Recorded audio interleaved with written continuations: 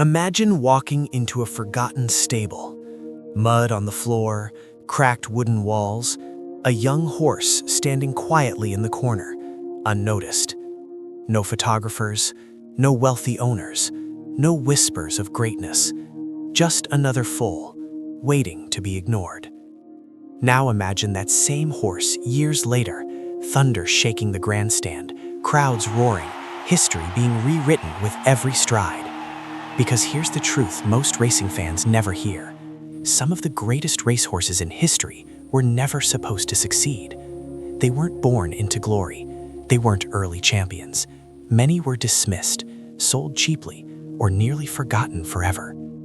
Tonight, we uncover the astonishing origin stories of racing legends who rose from obscurity, proving that greatness doesn't always begin in luxury.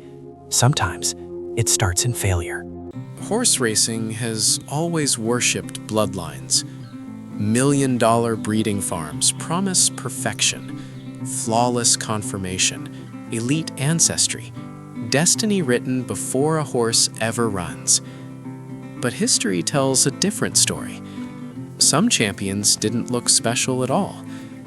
Picture a small, awkward foal in Kentucky, knobby knees, sleepy eyes, more interested in resting than racing.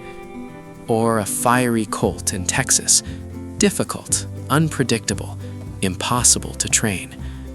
Or a modest California-bred gelding running cheap claiming races, where dreams usually end instead of begin.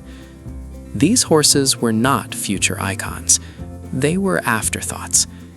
And yet, hidden beneath ordinary appearances was something no pedigree chart could measure: heart. In 1933, at Claiborne Farm in Kentucky, a small bay colt was born, later known as Seabiscuit. He had legendary bloodlines, descending from man o' war, but nothing else suggested greatness. He was undersized, lazy, difficult to motivate. As a young horse, he was raced relentlessly, 43 races in a single season. Exhausted and misunderstood, he won only occasionally and quickly gained a reputation as a disappointment. Trainers believed he lacked courage. Owners believed he lacked talent. What they didn't realize was that he lacked understanding. Everything changed when businessman Charles Howard purchased him for just $8,000, a modest price even then, and handed him to the quiet, unconventional trainer Tom Smith. Smith didn't see a failure. He saw a wounded athlete. He slowed the training, allowed rest, built trust. And when struggling jockey Red Pollard climbed aboard, something extraordinary happened. Two overlooked souls recognizing themselves in each other. The sleepy horse awakened. A few years later, another unlikely story was unfolding. Foaled in Texas in 1941, Stymie looked more like trouble than talent. He lost race after race, 13 defeats before his first victory. His temper frustrated trainers. His performances disappointed owners. Eventually, he drifted into claiming races, the sport's bargain bin, where struggling horses are bought and sold like second-hand equipment. Then came a turning point. Trainer Hirsch Jacobs claimed him for only $1,500, not because Stymie looked impressive, but because Jacobs noticed something others ignored. The horse never stopped trying. Jacobs reshaped his training completely, turning Stymie's stubborn energy into determination. Slowly, the losses turned into competitive finishes, then victories, then dominance. The horse, once considered worthless, began defeating elite rivals, carrying crushing handicap weights and charging from behind with relentless courage. Fans fell in love with him, not because he was perfect, but because he fought. Decades later, history repeated itself on the West Coast. In California, a modest gelding named Lava Man entered racing without fanfare. No elite pedigree, no wealthy syndicate, no expectations. He ran in low-level claiming races, the proving ground where many careers quietly disappear. But trainer Doug O'Neill noticed flashes of raw power others overlooked. In 2004, he took a gamble and claimed the horse. It looked like an ordinary decision. It became legendary.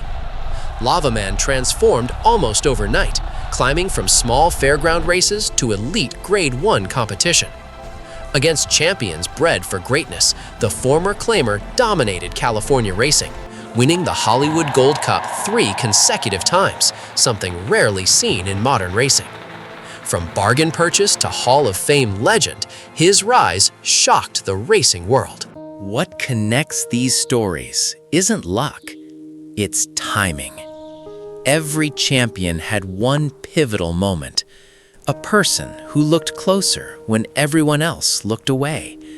A trainer who chose patience over pressure. An owner willing to take a risk. A jockey who believed. Greatness wasn't suddenly created. It was finally discovered. Because talent often hides behind failure, waiting for the right hands to unlock it.